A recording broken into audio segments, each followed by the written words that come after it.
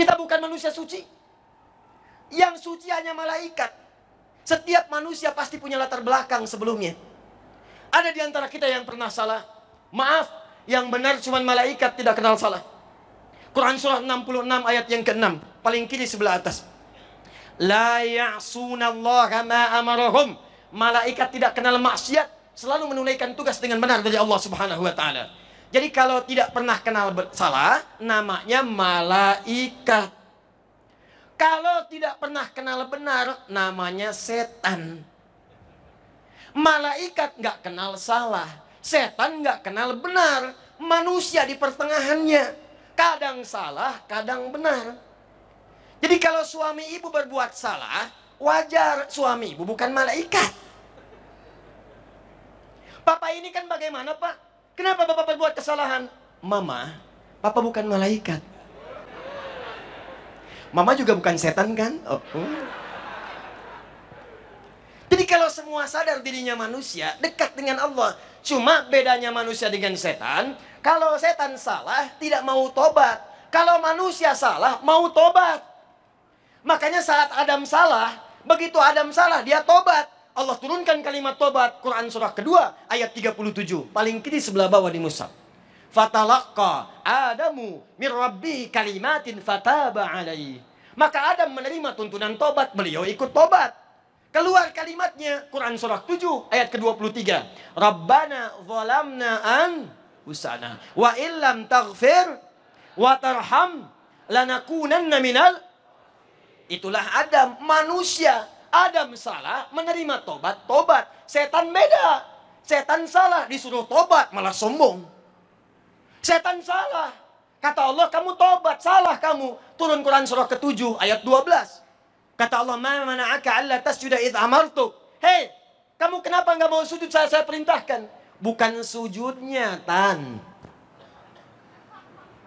Kamu nggak sujud pun tidak akan merubah status saya sebagai Tuhan. Kalian tidak sholat pun, teman-teman nggak sholat pun, tidak akan menurunkan status Allah sebagai Rabbul Alamin. Cuman kata Allah, ini perintah saya. Kenapa kamu nggak mau sujud? Apa jawabnya?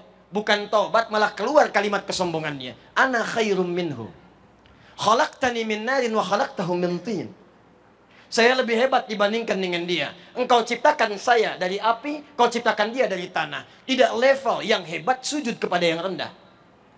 Jadi bedanya setan dengan manusia, dengan anak Adam. Kalau anak Adam itu salah, diberikan kesempatan tobat, pasti tobat. Tapi kalau setan salah, diminta tobat, nggak mau tobat. Jadi kalau ada manusia berbuat salah, kemudian dia tobat, maka itulah sesungguhnya manusia yang sejati. Tapi kalau ada orang berbuat salah nggak mau tobat, patut dipertanyakan. Jangan-jangan ini bukan manusia, jangan-jangan setan yang menyamar dalam wujud manusia. Allah yang menyampaikan itu. Qul a'udzu birabbin malikin ilahin min syarril waswasil khan alladzi yuwaswisu fi sudurin nas minal jinnati wan nas. Bagian yang pertama. Jadi ketika Allah turunkan kitab kepada Nabi, tiba-tiba ada preman taubat jadi dai. Pemabuk. Maaf, kenal Umar bin Khattab? Ayo bilang kenal. Umar itu sebelum masuk Islam, di antara kebiasaannya pernah mabuk dalam sehari 5 kali. Dahsyatnya, bukan cuman mabuk. Umar itu terkenal tegas, terkenal berani, suka nantangin orang setiap hari nih. Siang-siang beliau naik ke Jabal Qubais. Jabal Qubais itu kalau sekarang Anda kalau haji umrah, saya bermohon pada Allah mudah-mudahan insya Allah semua orang wajo yang belum haji umrah disegerakan oleh Allah Subhanahu wa taala. Ya. Tidak cukup dengan amin, nabung. Isi nabung. Ya, siapkan. Nanti kalau Anda ke sana, dekat Zam-Zam sebelah kanan ada istana. Ada bukit tinggi, ada istananya. Itu dikenal dengan Jabal Qubais. Dulu Umar suka naik situ. Siang-siang. Nantangin semua orang yang berani dengan saya datang ke bukit ini atau di tempat lain. Sebelum datang pamit dulu pada ibu yang baru melahirkannya. Karena nanti dia akan pulang tanpa nama. Umar. Tapi tiba-tiba begitu mendengar kalimat Quran, Toha. Hatinya seakan-akan tersambung. Yes. Terkena sengatan halilintar. Asyap, asyap, asyap. Toha. Kena. Bertanya. Dan Nabi berdoa kepada Allah. Ya Allah, jadikan satu di antara dua Umar bisa masuk Islam. Tiba-tiba Umar singkatnya masuk Islam. Saat masuk Islam, orang pertama yang meminta kepada Nabi SAW agar Allah menurunkan larangan ayat-ayat mirasantika, minuman keras dan narkotika, dikenal dengan nama khamar, adalah Umar bin Khattab. Kata Umar, ya Rasulullah, lima anzalallahu subhanahu wa ta'ala. Kenapa Allah belum menurunkan subhanahu wa ta'ala ayat-ayat yang melarang larangan-larangan khamar? Sampai turunlah Quran surah kelima Al-Ma'idah ayat 90-91 itu. Paling kanan sebelah atas di mushaf. Innamal khamru wal maisiru wal azlamu, dan seterusnya sampai rijsun min amali syaitani fajtanibu. Hei, khamr gak bagus, judi tidak bagus, maksiat tidak bagus, tinggalkan, karena itu tipu daya setan. Jadi kalau ada orang mabuk sedang dipengaruhi setan, orang judi dipengaruhi setan, orang maksiat dipengaruhi setan, kata Allah tinggalkan semua itu. Tahukah Anda berdasarkan keterangan siapa ayat itu turun? Berdasarkan permintaan Umar bin Khattab. Yang tadinya mabuk masuk Islam, bukan sekedar ditinggalkan mabuknya, tapi minta kepada Allah supaya diturunkan keputusan, turun ayat untuk melarang mabuk-mabukan. Dahsyat. Yang paling hebat, Allahu Akbar. Teman-teman sekalian, ada bahkan di antara orang-orang yang ingin membunuh Nabi Sallallahu Alaihi Wasallam. Ada yang ingin melukai Nabi Sallallahu Alaihi Wasallam. Ada yang ingin berbuat jahat kepada Nabi Sallallahu Alaihi Wasallam. Tapi ketika turun ayat-ayat, lemah hatinya, tunduk jiwanya, beriman dia, singkatnya, secara singkat, berubahlah semua sifat jahiliyah tadi, jadi orang-orang hebat, muncul Islam, pindah ke Madinah, taklukkan Mekah, tiba-tiba bisa mengalahkan Romawi, Persia. Sebagian yang hijrah, datang kemudian ke Habsyah, sekarang Ethiopia. Saat itu Raja Najasyi melakukan ekspedisi, sebagian sahabat ada yang ikut, sampai ke daerah timur dunia. Masuk ke daerah Cina, singgah di Baros, 414 km dari kota Medan. Cuman singgah, dipimpin oleh beberapa sahabat. Saat singgah itulah berdakwah, sampai muncullah kemudian Nusantara. Ada Indonesia, ada kemudian Filipina Selatan, Thailand Selatan, Brunei Darussalam, Malaysia, sampai ke ujung sana. Ada Rahin, sukunya disebut dengan Rahinnya. Itu semua, cuman satu orang mampir sahabat, menghasilkan Nusantara. Apa rahasia besarnya? Jadi saya ingin katakan begini, orang jahiliyah saja seburuk-buruknya dengan kitab yang diturunkan, dipraktekkan dalam kehidupan, bisa berubah bahkan memimpin dunia. Bagaimana dengan wajo yang bukan jahiliyah? Saya tanya pada Anda sekarang, ada di sini yang hobi bunuh orang? Boleh angkat tangan? Saya serius, mumpung ada Kapolres, ada Dandim nih. Tidak ada. Ada yang suka mabuk 5 kali dalam sehari? Tidak ada. Ada yang suka kemudian bermaksiat, berzina, dan sebagainya? Tidak ada. Saya tunjukkan kepada Anda, orang jahiliyah saja, dibimbing lewat kitab ini, tiba-tiba berubah jadi khairu ummah. Turun Quran surah ketiga ayat 110. Paling kiri sebelah atas di mushaf. Perhatikan kalimatnya.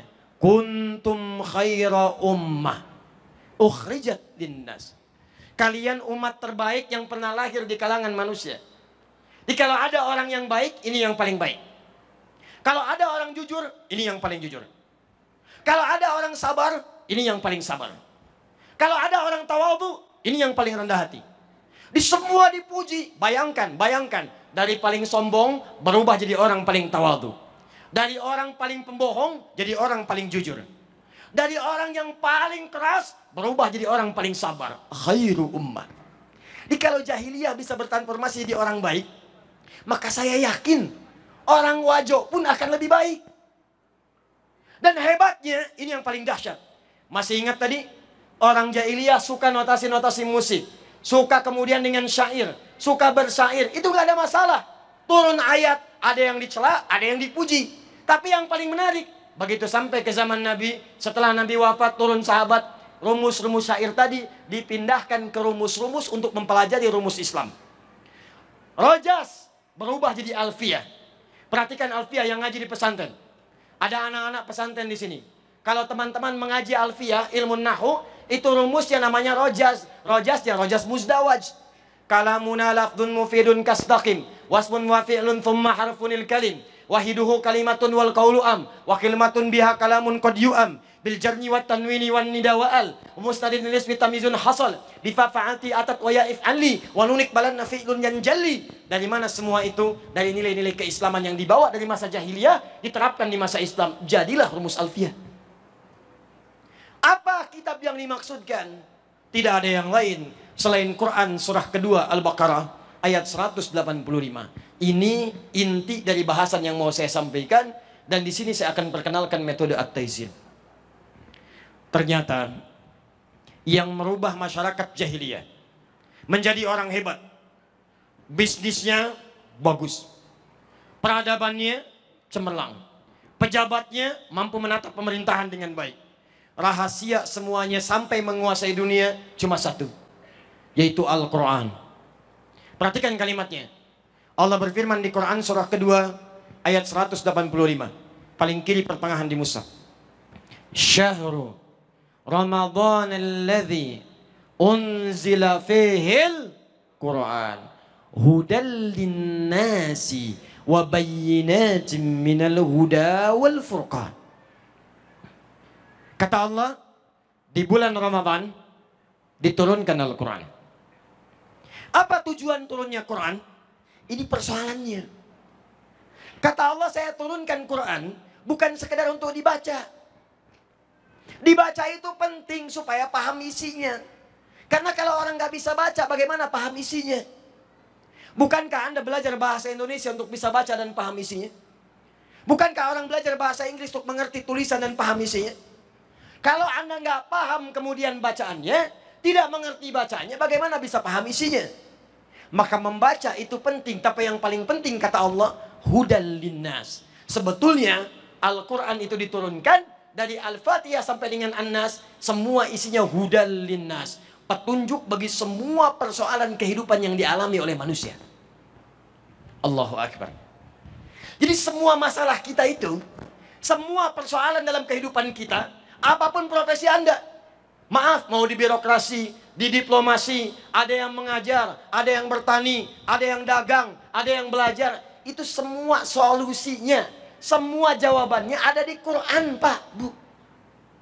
Kalau nggak percaya ya, saya bacakan nih. Nggak usah dicatat, saya bacakan cepat. Dari mulai kita belum lahir, sampai dengan wafat, semua tuntunannya ada di Quran semua. Allah sampaikan kalau Anda ikuti, saya mudahkan semua kehidupan Anda. Contoh, masa dalam kandungan. Kalau ada orang kemudian mengandung, kandungan ringan sampai berat. Kalau kandungannya ingin nyaman, ingin terlahir anak yang soleh, maka ada petunjuk di Quran surah ke-7 ayat 189. Begitu kemudian terlahir, akan diberikan ASI. Bagaimana cara memberikan ASInya? Berapa lama waktunya? Sampai anaknya sempurna, imunnya kuat. Pembagian tugas suami istri saat jadi ayah ibu yang pertama. Bimbingannya di Quran surah kedua ayat 233. Sampai diberikan ASI, sempurna 2 tahun. Usia 2 tahun sampai pendidikan balik. Apa yang disiapkan? Supaya anaknya dekat dengan Allah, patuh pada kedua orang tua, mudah belajar, bergaul dengan baik. Muncul Quran surah 31 ayat 13 sampai dengan 19-nya. Lalu dia mulai belajar bagaimana supaya cepat paham, dekat dengan Allah, imannya meningkat, ilmunya kuat. Turun Quran surah 9 ayat 122. Dikuatkan Quran surah ke-58 ayat yang ke-11. Diniatkan karena Allah, Quran surah 96 ayat yang pertama.